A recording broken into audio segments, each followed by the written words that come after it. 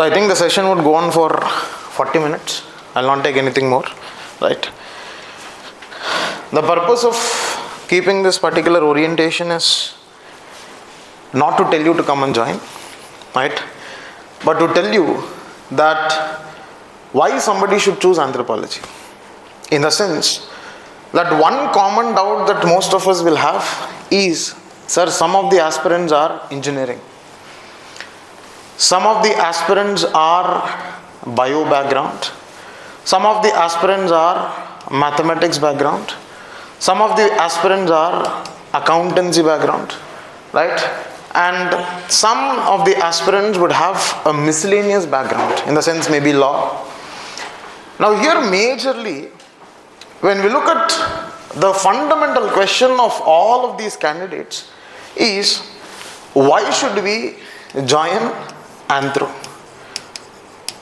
More or less, I think it is easy for me to convince these people.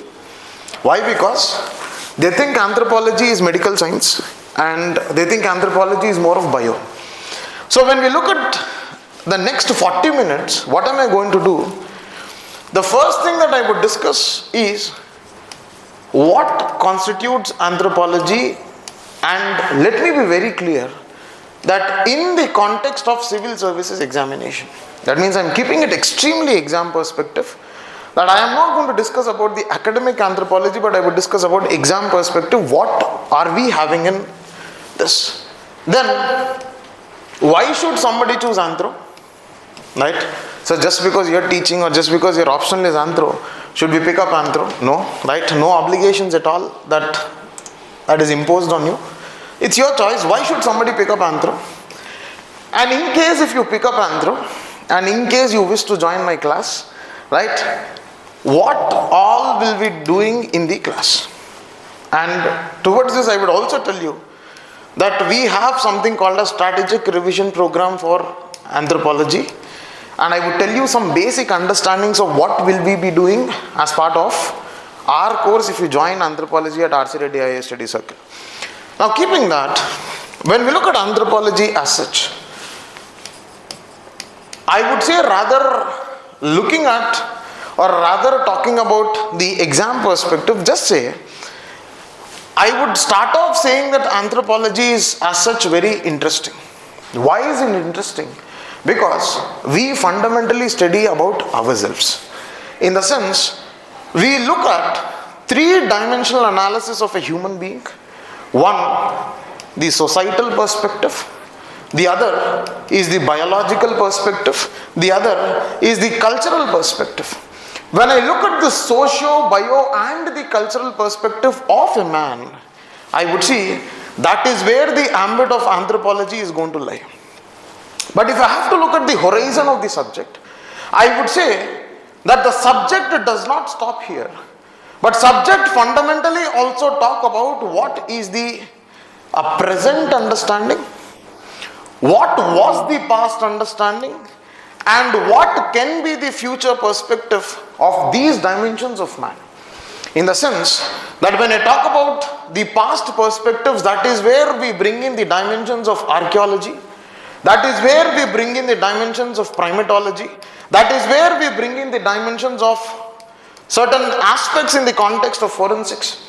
So in this context, when we observe that anthropology is not only related to the present, we see that we would discuss about the past, our ancestors, we would discuss about the future, what is going to be the change, and we would also discuss about the present, what is going on. I would substantiate each of this. But you also have to understand that anthropology as a subject is not going to stop here as well. Because I would say that anthropology as a subject has wide coverage. I would see that it is not only going to be present with respect to the phenomenon, it is not only going to be present with respect to the phenomenon, but you also see that this will also be present with respect to the flux. Now what do you understand by flux? When I say flux, I see that all the concepts that we will discuss in anthropology, be it the societal, be it the cultural, be it the biological, be it the past, be it the present, be it the future, we would not only discuss about the static dimension of it, but we would also look at what is the changing dimension in the context of that particular phenomena. Because what is one common understanding that we see is, be it the societal, be it the biological, be it the cultural, there is change. We keep saying, no, change is the only constant thing. Now when we say that change is the only constant thing, we fundamentally observe there is a lot of change which is seen to be happening with respect to different dimensions of anthropology, different dimensions of the concept, different dimensions of the present, the past and the future.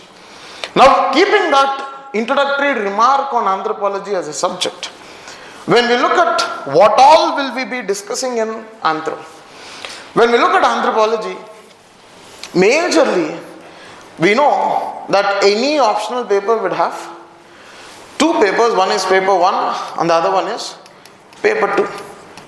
And when we look at the paper 1 perspective, majorly we would be studying about 4 different branches of anthropology. Whole of our syllabus is going to be distributed across these 4 branches. One is the socio-cultural aspect. 2, we would be studying about the biological aspect. 3, we would be studying about the archaeological aspect. 4, we would be studying about the linguistic aspect. So in the context of paper 1, we would majorly see, we would be covering the socio-cultural perspective, the biological perspective, the archaeological perspective and the linguistic perspective. And when we look at paper 2, more or less, we would be having whole of our paper 2 being distributed into 3 aspects. 1, we would be studying about the caste studies. Right? As we progress, I would give you details of each of these. What are we going to study? How are we going to approach each of this concept? What are the changing dynamics with respect to the examination? That I would discuss. So you would see that caste system of India is one dimension of study. The village setup is another dimension of study.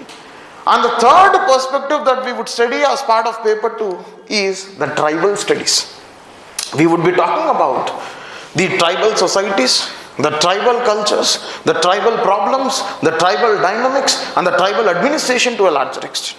So if I have to just put a perspective, what all are we studying in this? The 4 branches of anthropology in paper 1. And when we apply all of this to paper 2, that becomes your caste, village and tribal studies. Now keeping that perspective ahead, when we look at the socio-cultural perspective that we study in anthro, as I told you that in anthropology as such, we study about the socio-biological and the cultural dimension. That means we have to understand that these 3 dimensions of a man can never be separated. Can never be separated when you look at these 3 dimensions of a man. Now for example, if I have to give you a simple example, we see puberty. Right? When we look at the females, we see that females enter the age of menarche, enter the age of puberty. Where we see that the mitotic and the meiotic division is seen to be activated when we talk about the onset of the secondary sexual characteristic features. Now that is a biological perspective. But you have to understand that when I talk about this biological perspective of the puberty, we see that there are some rituals which are conducted commemorating the puberty. This is more of the socio-cultural perspective. This is more of the socio-cultural perspective. Now that means I can never separate biology from socio-cultural perspective of a man. In the similar manner, I can never separate the socio-cultural perspective from the biological perspective. And if I have to tell you a simple example, when you look at the difference between the apes and the man, when I say apes, apes fundamentally means maybe gorilla, maybe chimpanzee, maybe baboon, maybe bonobo, any different kinds of apes are there. And when I talk about this ape and man, I see that when I look at the nature of dentition, that means the arrangement of the dental pattern is different. When I look at the ape, what is happening? I see it to be more protruding in nature. And when I look at the man, it is more orthognathic in nature. It is more flat in nature. Why do we have this? We fundamentally see cooking as an activity. When we look at human being fundamentally has a culture of eating cooked food. But whereas when we look at any ape, it has an habit of eating raw food. That means there is some change which is seen to be happening in my dentition. Maybe in my canines, maybe in my incisors, maybe in my molars, there is some kind of change. So you fundamentally observe that a socio-cultural perspective also determines the biology. May not be this. If I have to tell you one more simple phenomena, how socio-cultural perspective determines the biology, you would have heard about uncle-niece marriage. Uncle-niece marriage, mama kodalu. In the context of uncle-niece marriage, we see in Araku Valley there is one tribe called as Kondu tribe. In Kondu tribe, we have this practice of uncle-niece marriage which is constantly happening. Now, marriage as a phenomena is a socio-cultural phenomena. But we fundamentally observe, because of the prevalence of uncle-niece marriage in Kondu tribe in Araku Valley of Andhra Pradesh, this fundamentally results in high prevalence of sickle cell anemia in these regions. High prevalence of sickle cell anemia in these regions. That means, what are we observing, my dear? Socio-cultural determining the biological perspective. Biological perspective determining the socio-cultural. That means I can never separate these perspectives. So now why am I telling about all of these dimensions? Is you have to understand, when I say biological anthropology, we don't study about biology. We study about the socio-cultural perspective of the biology. That I would discuss as we progress. Now coming into the socio-cultural perspectives, we have multiple dimensions where we study. We talk about social institutions. We talk about social institutions. Now when you go back and refer to syllabus paper 2.1, 2.2, 2.1 is all about culture, 2.2 is all about society. That means we study about what is culture, what is cultural lack, what is cultural shock. Now just imagine, you're coming from some village and you come to the city. And when you come to the city, suddenly you would be awestruck when you see the kind of dressing pattern that goes on, the kind of food habits that goes on, the kind of eatery practices which are seen to be going on, the kind of socialization. That means what? I see there is a culture shock which is existing. Because of the difference of the culture that is existing between two different regions, I call it as culture shock. We study about that. And more than anything, there is also a dimension of cultural lag which we study. What is cultural lag? When I talk about cultural lag, now I might be wearing a t-shirt and a jeans, but I will not be talking to a person who doesn't belong to my caste. That means what is happening? The material phenomena and the non-material phenomena are moving at a different pace. Material things are changing, but the non-material things, are they changing? Are my perception changing? No. That means in urban centers, will the parents agree for inter-caste marriages? Try once. Nahi hoga. They will never agree for that. Why? It is conventional system. I see the conservative elements of these systems. I see the traditional aspects of the society existing as it is. But in urban centers, don't we think we have modern value system which is existing? Yes. That means the material and the non-material perspective are not syncing. We would study about these dynamics when we are discussing about culture lack. And not only that, in society we study about what is society. What is the relation between society and culture? And not only that, we also study, we see there is one element that is happening across the regions is social stratification. Everybody is divided. Now when you look at caste system, when you look at Varna system, what is happening in the context of Varna system? Somebody is Brahmin, somebody is Kshatriya, somebody is Vaishya, somebody is Sudra. And there is also something called as Panchama Varna, who are not included as part of the Varna system. And that is where we see the emergence of untouchability existing in Indian system. So that means what do we categorically observe? We categorically observe that there is something like a social stratification. The society is divided. The society is divided. And not only that, we also see, not only with respect to this, we also see maybe some elements of race. You would have heard about apartheid, blacks versus whites. That is one. You would have heard about gender discrimination, male versus female. Now, how is this societal dynamics existing? We would fundamentally look at what are the theories behind the social stratification. Why social stratification is seen to be existing. We would understand Talcott Parsons' understanding of social stratification. What are the different reasons that are seen to be existing. Now, once we understand that, immediately we would enter into the chapter of marriage. We fundamentally understand the universality of marriage. When I say the universality of marriage, what is the simple understanding with respect to universality of marriage? Marriage as an institution is universal. But is the pattern of marriage universal? No. In some societies we see one man marrying one woman. In some societies we see one woman marrying many men. And in some societies we see that one man marrying many women. In some societies we see many men marrying many women. Now that means what is happening, the pattern of the marriage is different, but marriage as an institution is universal. We would study about same-sex marriage.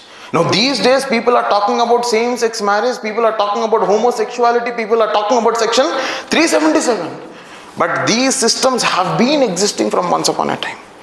There are multiple societies in the world, for example, newer society, Azande society, we see where the same-sex marriage is common. Maybe the man and man, maybe the women and the women marriages, they are very common. And not only that, there is one more variant of this marriage system. We see a concept like visiting husband.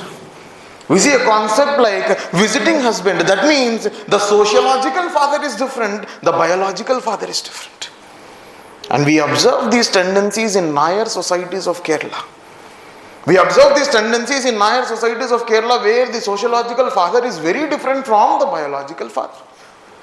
That is one perspective that we would study. That means marriage as a system is universal, but the patterns of marriage is not universal. I can never have a universal definition of marriage, but marriage as an institution is universal. Not only that, I told you this is the static element. What is the dynamic element? We see the change in the marriage institution. When we look at change in the marriage institution, we talk about intercaste marriages. We talk about interreligious marriages. These days we are talking about sologamy. We heard about monogamy, we heard about polygamy, but we are talking about sologamy. One female candidate in the India married her own self. We study about those dynamics. Not only this, we also study about live-in relationships. Why Supreme Court has a judgment on live-in relationships.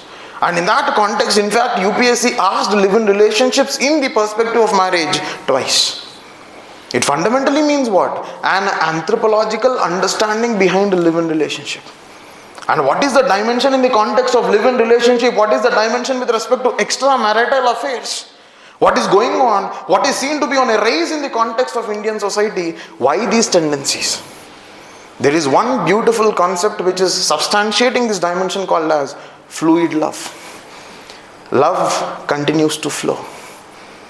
Love continues to flow. ఆ సినిమాలో ఏదో ఉంటుంది కదమ్మా, పోయేదేముంది Dude, మళ్ళీ తిరిగి ప్రేమిస్తారు. Now in that context, what is happening? We observe this fluid love as a concept which is the reason behind live-in relationship and extramarital affairs. And these days what do we observe? We see Gen Z. In Gen Z, situationship, talkship. So that means what is happening? Fundamentally we talk about multiple dynamics of marriage, multiple dynamics of sexual intercourse are seen to be happening in the context of present day society. We would study about all of this. One, the static, the other, the change. Not only this dimension. The next we would come to family. In the context of family, what is the dimension again? We see family as an institution. We see family as an entity of the society. We see family as a unit of production once upon a time. And in that context, what is happening? The family can be joint family.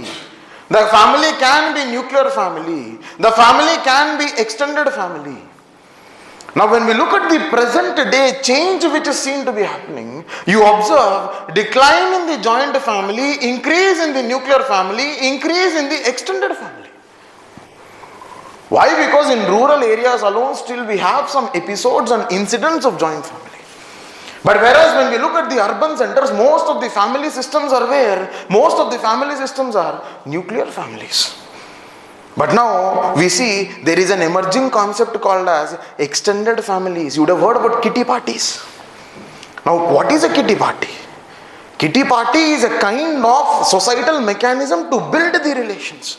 And in the process of building relations, what is happening? The family is seen to be extending, where the non-blood relatives are given more importance than the blood relatives. And when non-blood relatives are given more importance than the blood relatives, we call it as what? Extended family. That is an emerging trend.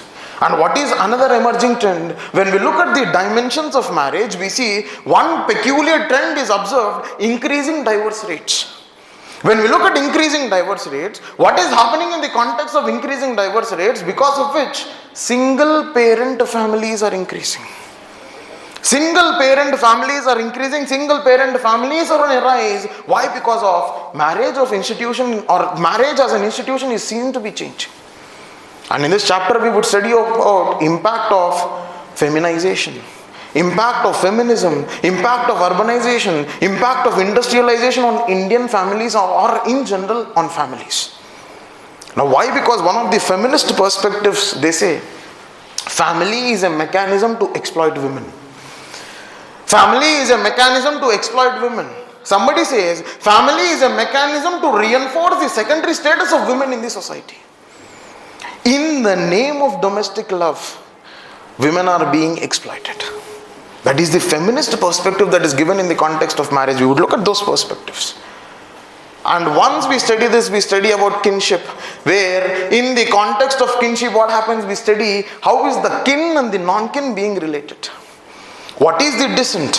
What is the alliance? What is the exchange? What is the inheritance? What are the forms of descent? We study all of those dynamics. But one thing here we study which is interesting is the kinship terminology.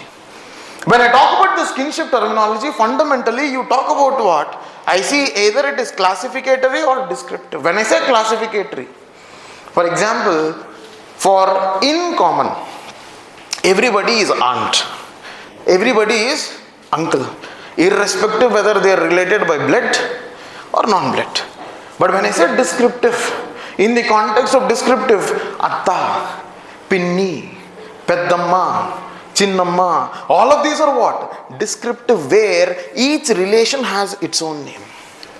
But because of the impact of urbanization, because of the impact of anglicization, that means the impact of the language, impact of English on Indian society, everybody is aunt, everybody is uncle. That means I see that the descriptive systems are seen to be turning into classificatory systems. Those dynamics we would study. We would study about descent theory. We would study about alliance theory. Those dimensions we would fundamentally look into. Once we talk about that, we would look into the economic anthropology. When we talk about the economic anthropology, we fundamentally understand what is happening with respect to different production, distribution and consumption systems. What is going on? What is the anthropology behind? What is the tribal production? What is the tribal consumption? What is the tribal distribution? What are the forms of reciprocity? Different kinds we would study as part of the economic anthropology. Now one simple debate which is extremely important in economic anthropology is we will talk about substantivism versus formalism. That means we see that any man who is engaging would always look for profit maximization. We as Indians, what is our mentality, my dear? Bargaining is our birthright. Bargaining is our birthright.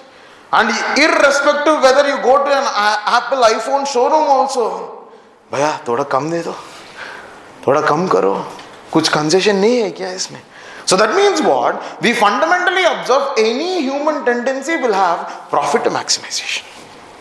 Any human tendency will have profit maximization, and I will have to look at those perspectives. How is this profit maximizing itself?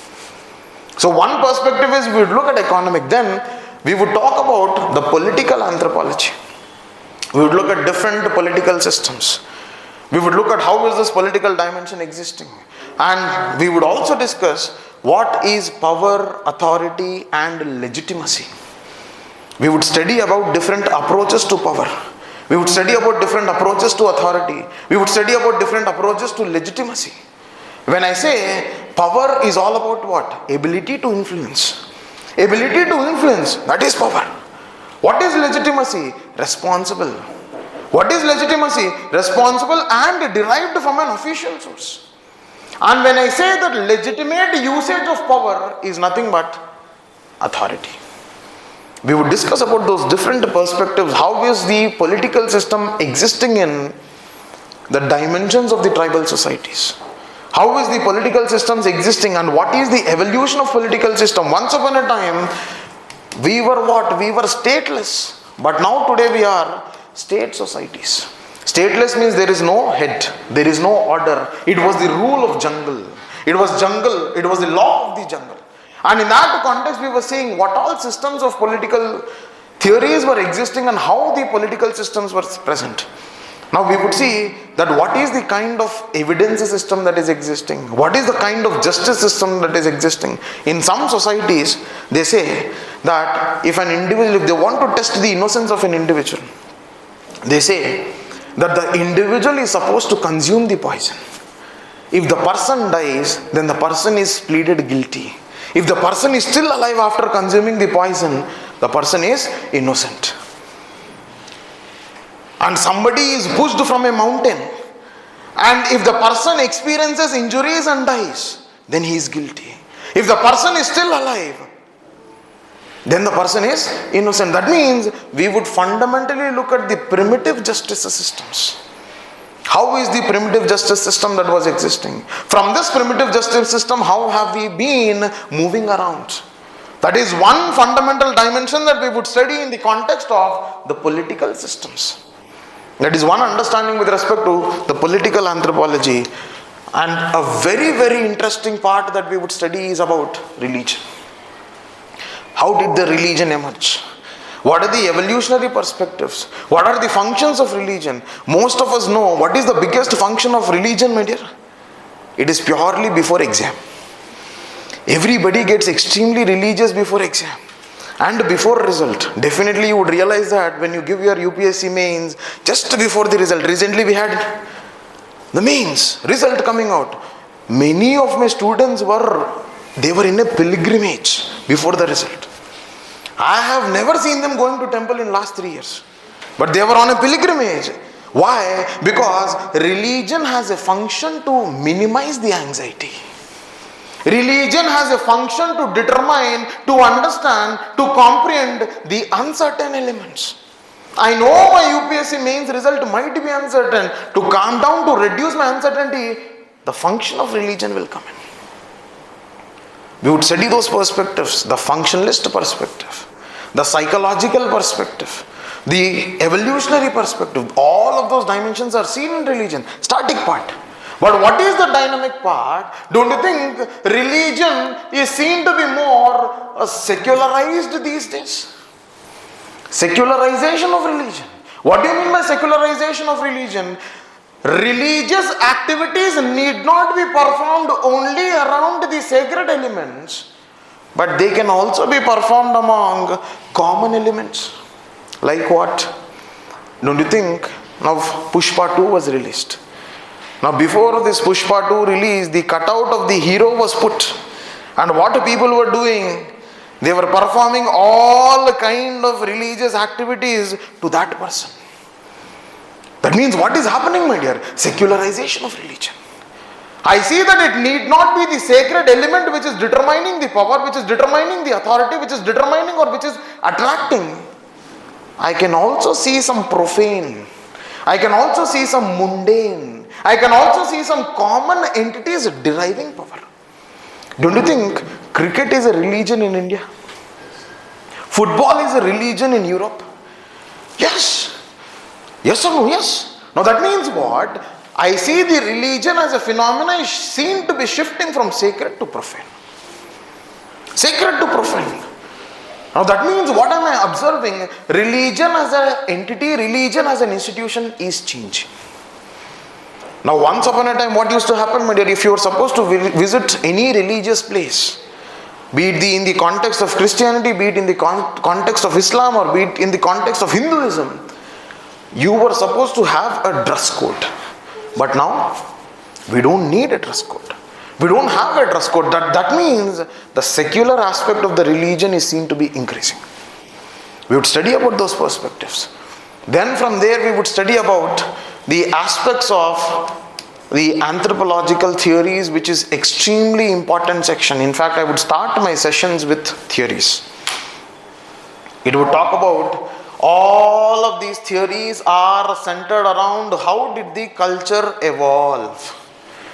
Somebody will say that culture has emerged in Africa and from there it spread.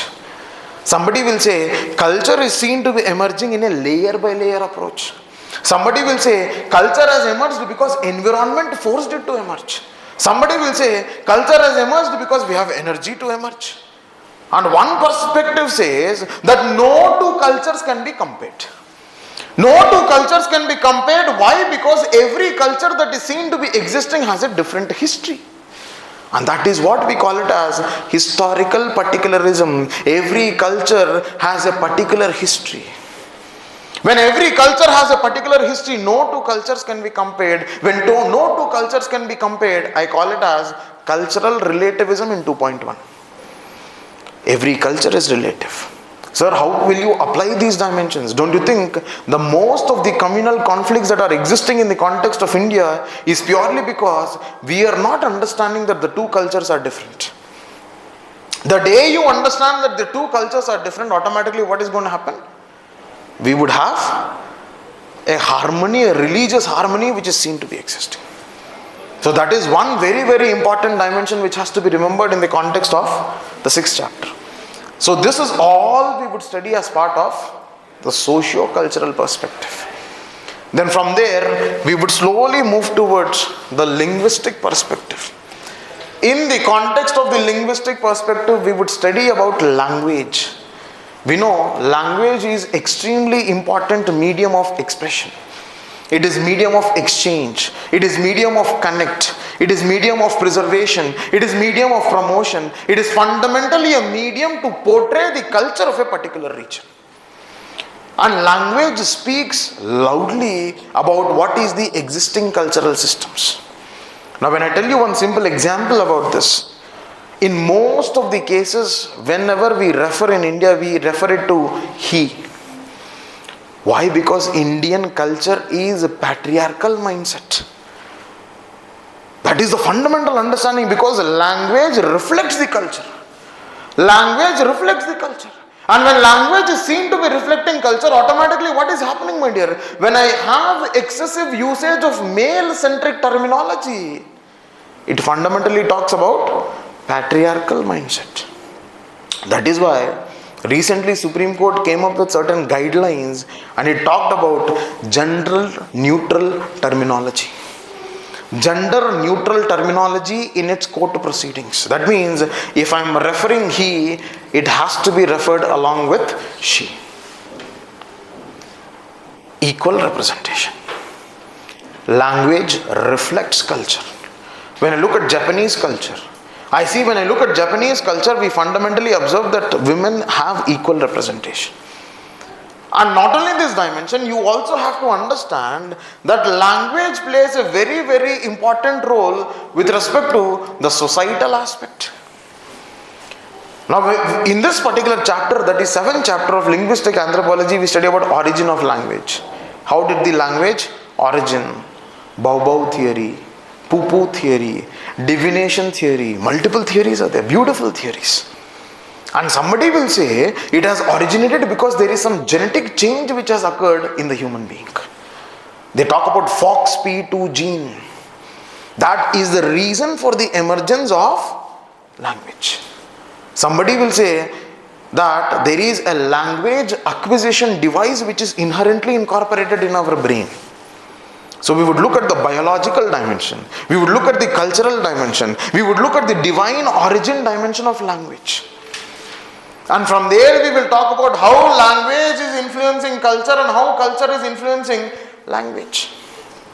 One simple example that I keep referring, that in anthropology, when you look at the changing dynamics of language, we would talk about a concept called as a double speak. What is double speak? Now, once upon a time, when you look at your Zomato, Swiggy, you used to call them as delivery boys. But today you call them as delivery executives. Why? Fundamentally, the way you speak will derive the respect that you're giving to that particular individual. That is one very, very important dimension which is fundamentally emerging. These days we say that now in general understanding, people are being removed from software companies. Now when I say this, how is it appearing? It's appearing very, very bad from the side of software companies. But if I say that software companies are going for strategic restructuring of their organization, what is it happening? It fundamentally shows as if the software organizations are fundamentally talking about what? Improving efficiency. Yes, it is doing for their own good. Indirectly it is the same. That is what is meant by double speak. We would study about these concepts of William Ludge.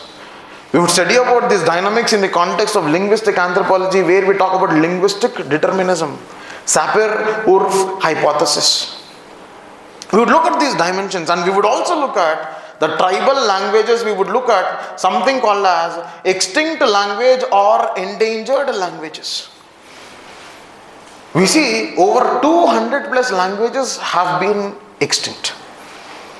Now when I say endangered languages are those languages which are spoken by less than 10,000 people. And we see the list of endangered languages expanding in India. Why? This might be because of the impact of globalization. This might be because of the impact of globalization. You fundamentally observe that the impact of globalization will influence language. Now these days, don't you think most of us are forgetting our mother tongue? Most of our parenting is happening in English, not mother tongue. Now that means what is happening? Fundamentally we see that language is seen to be undergoing certain dynamics. Are you understanding this dimension? You would have heard about hybrid languages. Now we see Telugu and English, Tenglish, Niladisify. What is that Niladisify? That is fundamentally a globalized version. A globalized version where I incorporate some dynamics of English along with Telugu. Although it doesn't have any meaning. But we see it emerging. You would have heard about Bahubali movie, you have seen? In that Kiliki language. Kiliki language. Now Kiliki language is what? Kiliki language is a kind of Pitkin. No meaning, but there is some language which is existing. Nimda. Kiliki language. Now slowly when I add grammar, when I add words, when I add syntax to this particular Kiliki language, it will turn into a Creole where an official language might emerge. Some people have written Kiliki song. Now Kiliki song, in Kiliki song, what are we doing? We are fundamentally adding meaning, adding grammar, adding syntax, and adding some structure to bring in Creole, an official language. We would study those dynamics, not about Kiliki language, but we would fundamentally study about those dynamics in linguistic. When we look at the archaeological anthropology, that we would fundamentally study about fossils, right? And we don't stop by studying the fossils, we don't stop by studying the primates, because primates, and we fundamentally study about our ancestors. And we don't restrict with respect to our ancestors. In the perspective of ancestors, we would be studying about what is the continuum that we observe. What is the continuum that we observe? We see that the primates and the human being has a continuum. Primates had their culture, apes had their culture, chimpanzee had their culture. If you look at one of the studies on chimpanzees, they found that in fact there is one very, very famous primatologist, Jane Goodall. Jane Goodall in Gombe National Park of Tanzania, when she was observing chimpanzees, she found a peculiar trend of love and care between chimpanzees. What was this love and care? The love and care was the baby chimpanzee, the young chimpanzee used to get the food for the mother chimpanzee. Used to get the food for the mother chimpanzee, serve the food to the mother chimpanzee and sit next to the mother chimpanzee, shooing away all the flies over the food when the mother chimpanzee is consuming. That means, what do we observe, my dear? Culture is not human-centric alone. I see culture existing even among primates. I see that the cultural dimensions of primates might be observed in the context of humans. Now, if you look at in the context of cultural aspects, in the context of the culture of the primates, we would study about the primate behavior. We would study about the primate behavior. And in the context of primate behavior, there is one particular study that we study about Hanuman langurs in India. What is this Hanuman langurs in India? That's a kind of a primate species. Hanuman langurs in India, we see that it follows a pattern called as one male multi-female group centers. That means we see the strongest reproductive male is seen to be mating with multiple female. And here what is seen to be happening, you fundamentally observe there is something called as bachelor group. The bachelor male group tries to disturb the group where a single man and multi-women are existing. Now this is among Hanuman langurs. And what happened? The male strong reproductive langur destroys and keeps the bachelor group under control. And in this context, what happens? You see, one of the male langur from the bachelor langur kills the offspring of this. And when they kill the offspring, it is fundamentally observed that the Hanuman langurs fundamentally breed when they are estrus. Estrus means when they are active.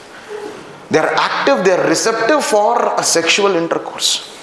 And when an offspring is killed, the Hanuman langur enters into the phase of estrus. Now here what is happening, my dear? A tussle, a fight for females. Don't we think the same thing happens in the context of the human beings also? That is why Levi-Strauss in the Structuralism in the 6th chapter, he says the exchange of women is the most costliest gift that any society can give it to themselves. He says that exchange of women is fundamental prerequisite for societal solidarity, societal peace. You exchange women, automatically there is peace in the society. That is what is given by Levi-Strauss in Structuralism. To maintain the societal structure, we need to exchange women. There can be exchange of gifts, there can be exchange of goods, there can be exchange of emotions, there can be exchange of women, where exchange of women is the costliest gift any society can give. That is where alliance theory is derived in kinship. That is where we derive alliance theory in kinship. So that means what are we observing? We study that what is the primate, what is the ancestor that is seen to be existing, and we study about the cultural continuum that is seen to be existing. And once we talk about this dimension, when we look at the biological anthropology that we study here, when we talk about the biological anthropology, what do we study? We don't study about core biology. We don't study about medicine or medical technologies, no.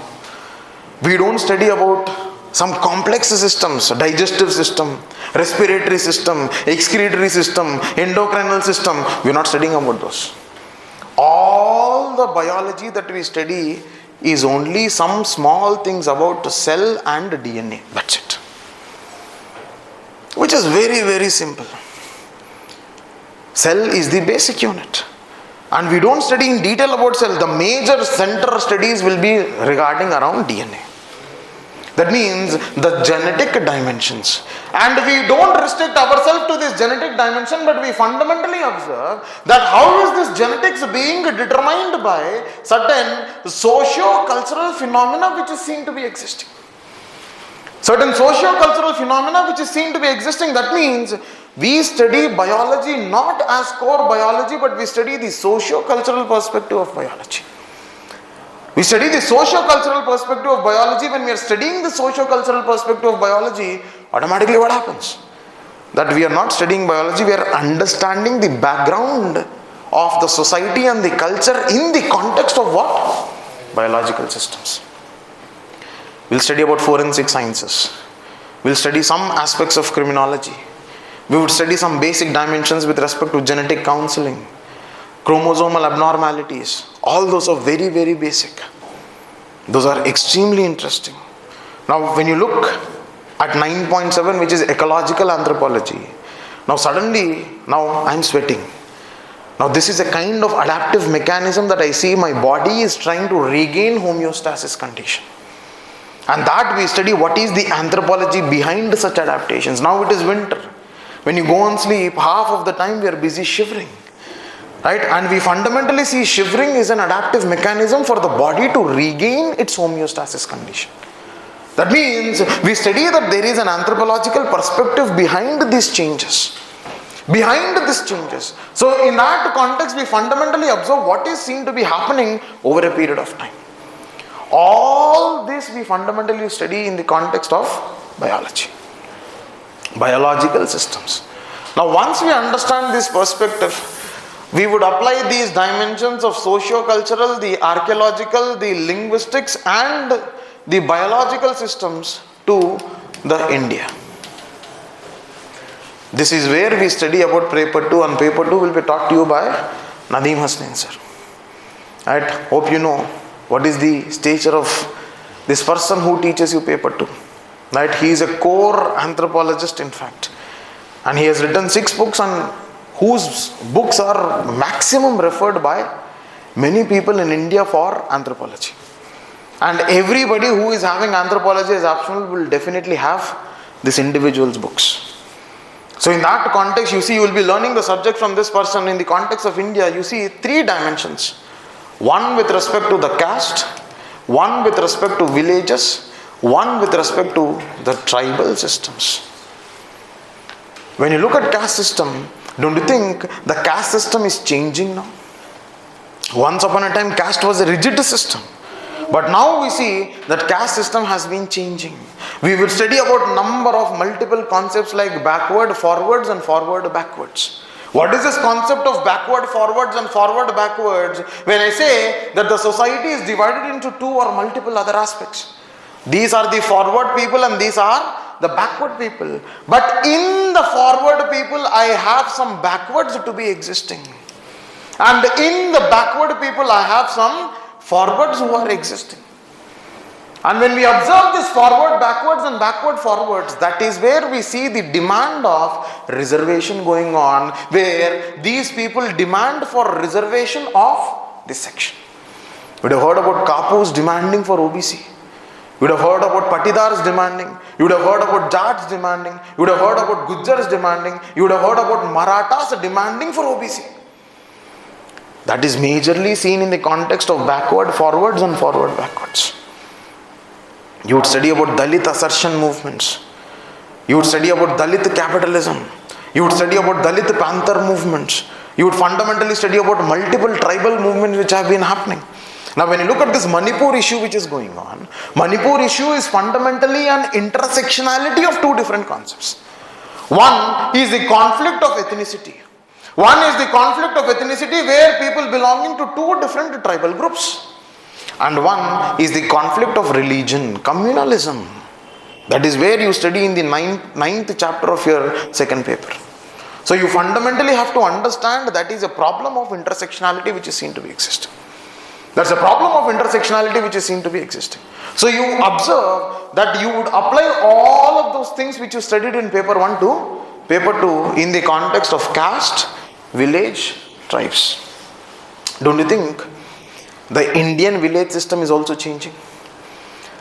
Yes. Or don't you think social media has brought in a lot of change in Indian village system? E-commerce.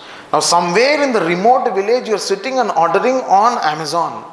You're delivered and you get what? You get the required order that you would want. Usage of smartphones is seen as a dynamic that is seen to be existing in the Indian village system. So we would study about those fundamental dynamics. We would study about something called as internet celebrities. When we look at internet celebrities, there is one field of anthropology which is emerging these days called as autoethnography. Autoethnography means I am observing my own self. I am observing my own family. On the basis of my own family, my own self, I am doing my research. And in internet celebrity, there is a book written called as Internet Celebrities. In that, the individual looks and tries to understand how a social influencer or social media influencer is influencing the society. So that means what? There is an infusion of technology into the research of anthropology.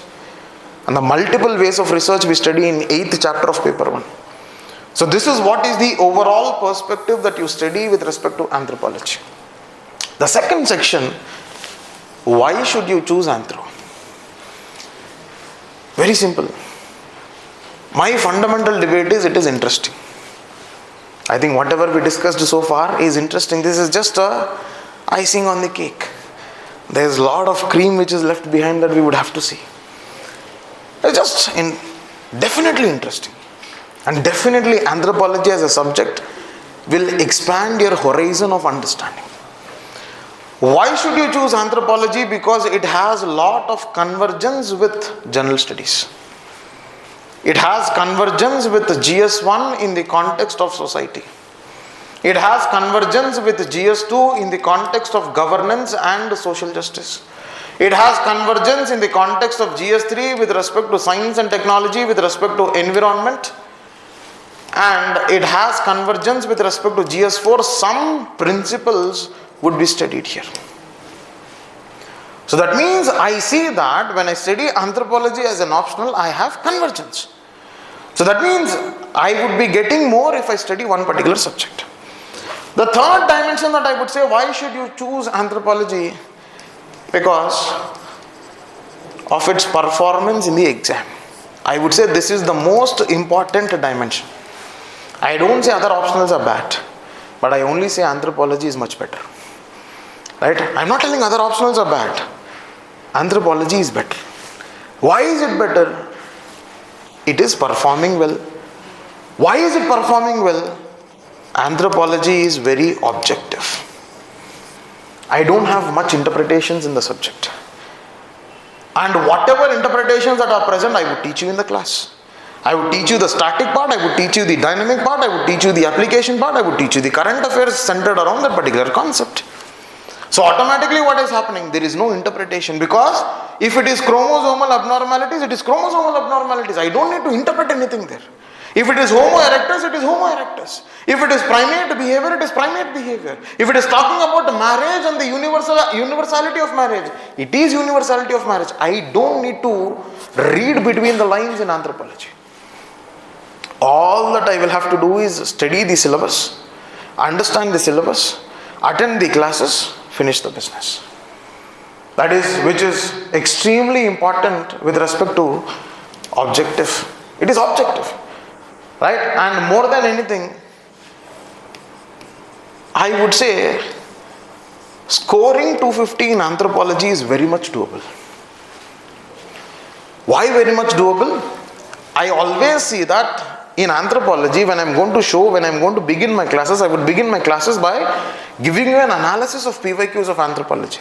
When I show you the PYQs, at least 14 to 18 questions out of 28 questions in each paper are repeated. Why are they repeated? Because the syllabus is limited.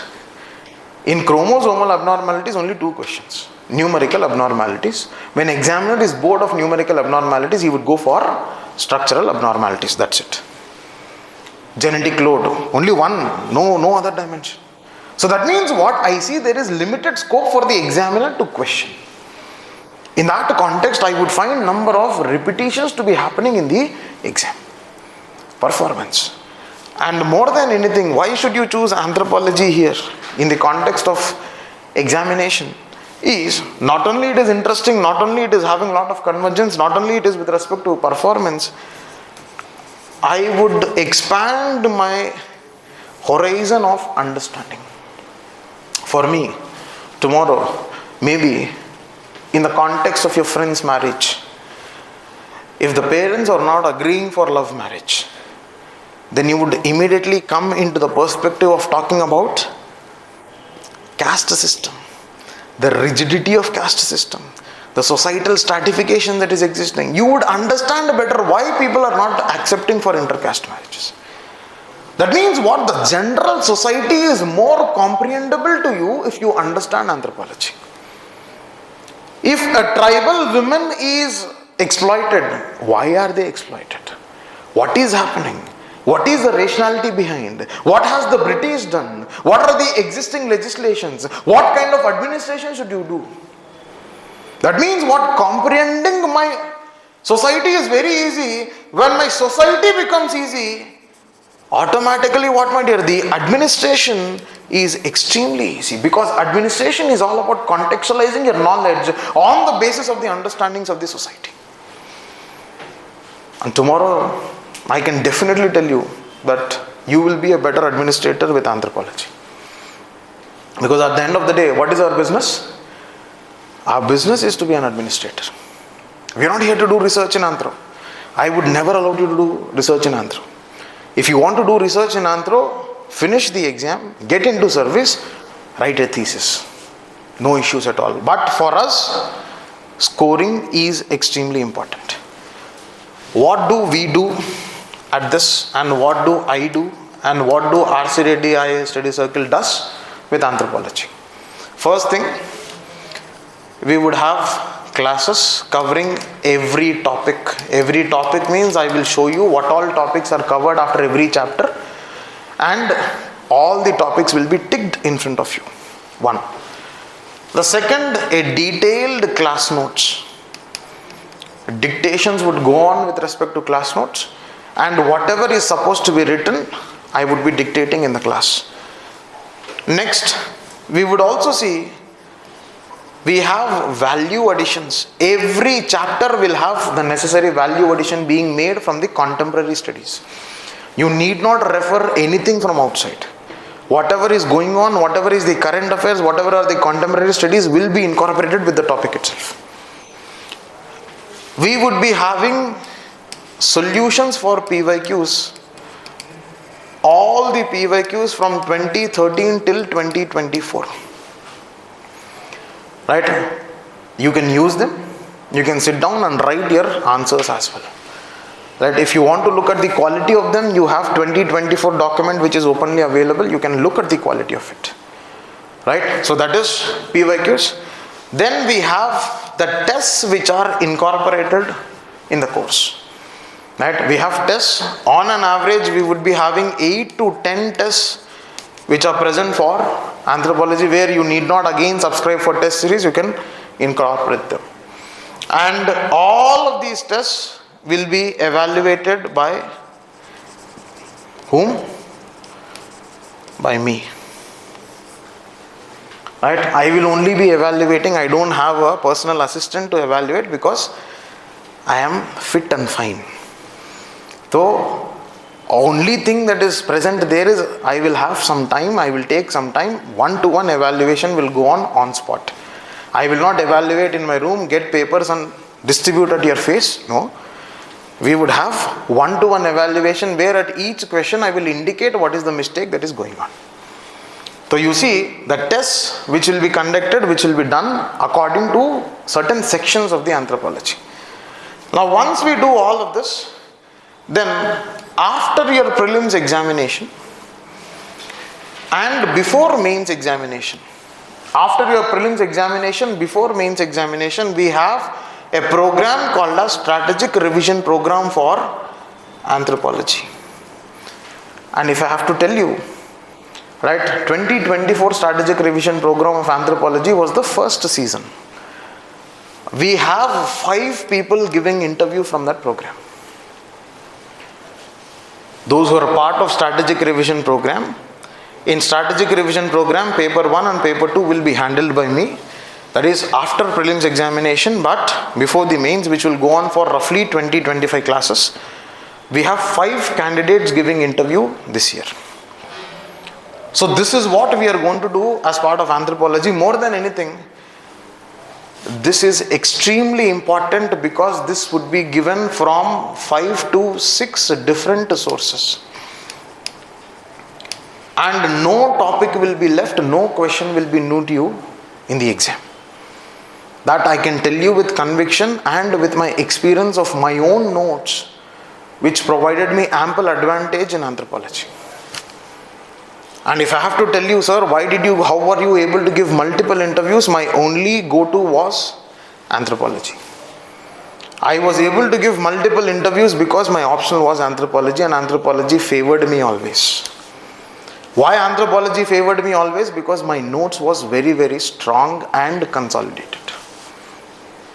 Right? So this is what we would be doing as part of the course. If you wish to join in the context, see, the class timings would be between 10 to 12. Right? That would go on for certain initial days. Then slowly we would shift it in the morning. Little bit. Right? So maybe probably from 7 to 9 or some time like that we would shift it. For initial days we would be having only 5 days a week, and then slowly we would make it to 7 days a week, right? Because slowly I should build the momentum. You should not run off from my class, because all of you will be having so many apprehensions that, sir, I am an engineer, will I be able to pick anthropology? I am also an engineer. That I am a double engineer who has done masters also. So I was able to happily understand anthropology, score decent in anthropology, so I will ensure that you score well. Sir, in biology, is it advantageous for people with bio? Definitely advantageous, but it is not biology completely too. Sir, can a law graduate, can a CA graduate, or can a arts background candidate pick up anthropology? Fantastically, yes. Fantastically, yes. Why? Because you see, anthropology talks about all of the dimensions. It talks about all of the dimensions, and more than anything, it will take me closer to my selection. इतना तो guarantee मैं दे सकता हूँ. That you want me to write it on a bond paper, probably please give me a 100 rupees stamp note. I will definitely write it and give you. Anthropology will take you closer to the selection. That is inevitable, and that is fantastically, sir. How many classes roughly? How many classes roughly would, I would say the course would get over in 4 months. Course would get over in 4 months. That is the maximum duration that I can tell you. Right? उसे पहले भी खत्म कर सकते हैं. Right? We can finish that because it is, every lecture is planned. It is not that randomly I come into the class and randomly I tell something, I give some notes, I show some PPT. No. It is structured. My class structure will go in such a way that first I would explain if it is an understandable concept. If it is tough to understand, if it is new to everybody, then first I would dictate, then I would explain. Because with dictation all of us will get acquainted with the words. Then I would explain, then I would tell you the static part, I would tell you the dynamic part, I would tell you the value addition part, then I would tell you the application part. Last में, my speciality in anthropology is I am known for interlinkages. I am known for interlinkages. You will see me interlinking paper 1 with paper 2, socio-cultural with physical anthro with tribal anthro with the Indian society. I am known for interlinking. And you will not get these interlinkages in any book. Itna to pakka hai. And this interlinkages will at least give you an edge of 20 marks without any doubt. Why? Because that shows my understanding and grip over the subject. People say interlinkages, but nobody talks what are the interlinkages. I would give you the interlinkages as we do the 6th chapter. We will keep the 6th chapter at center, that is anthropological theories, and link whole of the anthropology. That is what I would be doing to a larger extent in my sessions, right? Any other questions, my dear offline? Do you have some questions? I think I'll be more than happy to answer. Online, if you have some questions, you can pin down. Any questions? Class notes will be provided for paper 2 lessons. Paper 2, yes. Paper 2, yes. And paper 2, some value addition sessions will also be taken. So nothing to worry. Right? I would give you roughly around 45 to 50 case studies, apart from sir's case studies. Now sir has a lot of practical knowledge, field experience. He would give you his own understandings, his own case studies. We would also substantiate those case studies with 45-50 case studies. तो हो जाएगा, उससे हो जाएगा. Any other question, any other clarifications, I would be more than happy to do that. Online? Offline? No questions? All clear? Is it more convergent compared to other options? I would say, I would not want to bring in a comparison first. Why? Because if I bring in comparison, people will not leave me, right? But if I have to tell you, definitely Anthro would give you edge in every paper that you write. इतना तो practical experience है. Definitely our societal essays would be much better than any other optional. Why? Because social, cultural and biological. Automatically I have an all-round understanding of society and man. So इसमें तो definitely I would have my temporal approaches as well as sectoral approaches written well in essay as well. Essay में होगा, society तो it is a cakewalk because we study society majorly. In GS3 science and technology, in biotech part, many people struggle. For us, it is a normal thing. So we have our own advantages, and I would not want to compare it with other optionals because every optional has its own dimension. I don't think mathematics will have any convergence here, or I don't think any engineering subject will have any convergence, but whatever the arts related subjects might be having some convergence. So that is accordingly, right? Any other question, my dear online? Do you have any other questions? Yes. Both paper 1 and paper 2. Me? I'll be handling paper 1. Nadeem sir will take paper 2. Right? Paper 2 value addition and strategic revision program will be again taken by me. In strategic revision program, paper 1 and paper 2 I will only handle. Right? So in the main course, Nadeem Hasnain sir will be providing his expertise for paper 2. Right? Because sir by himself is a researcher, my dear. I am a very, very small man in front of sir. Right? So definitely yes. Right? Sir, there is any material, no material is necessary. The biggest problem with Anthro is we don't have a standard book. Right? For paper 1, please refer my notes. Right? I can tell you with conviction. Once you join, I will show you the proofs also. Right? Itna to pakka. For paper 2, sir will tell you some notes and sir will also refer sir's own books to be read. And he would give you an approach to read those books. So in that manner, whatever is prescribed, please follow that. Do not unnecessarily pick up some material and struggle with understandings. And because the biggest problem with Anthro is when you are listening, it will appear fantastic. But when I sit down and when I ask you to write an answer, you would struggle. To fill that vacuum, that is where my notes comes handy. You will get an answer to every question of paper 1 as well as paper 2 from the notes. Itna to pakka hai, right? Because that is what we have ensured and that is what we would follow. Any other? You would enjoy.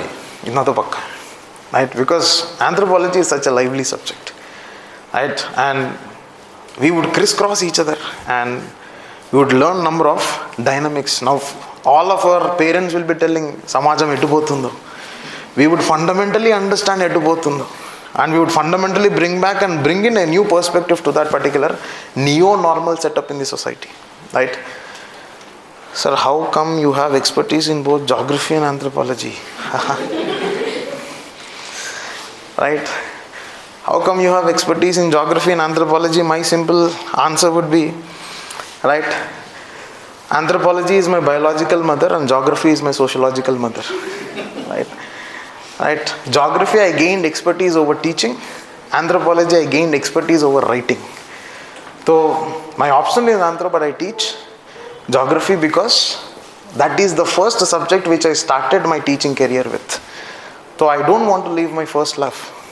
So any given day I have my own expertise with that. ठीक है? Because any candidate who has attended multiple interviews can teach any subject. Right?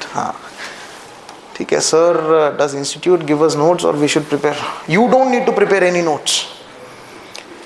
My notes will be dictated, which is a source from 6 books, 6 different sources, right? IGNO, E-Pathshala, Amber and Amber, right? Multiple other materials which are famously available in the Market, all of that has been referred, ransacked. It is like Indian constitution, which is picked up from multiple and which has turned into one of the reference and one of the finest constitutions of India, or the world in fact.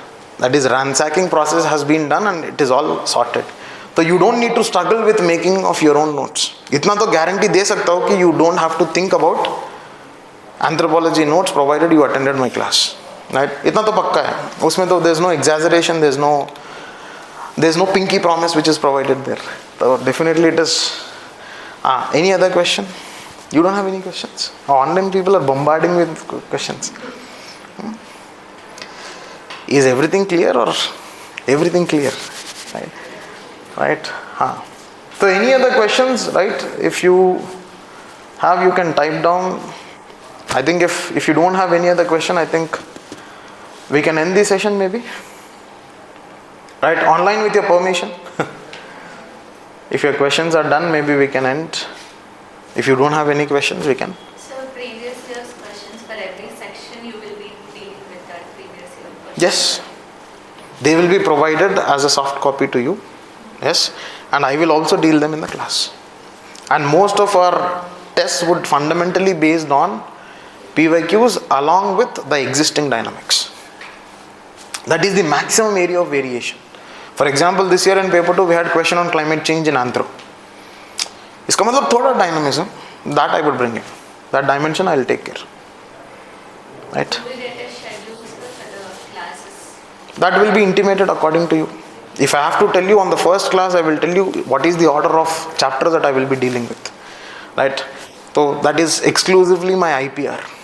With respect to the order, there is a strategic order that I maintain in dealing with chapters. I don't deal from first chapter, no. There is an order. When I deal with that order, all of the understanding becomes easy. That I would tell you when you attend my classes. Right? Hopefully all of you will be attending. Right? Any other question online? Right?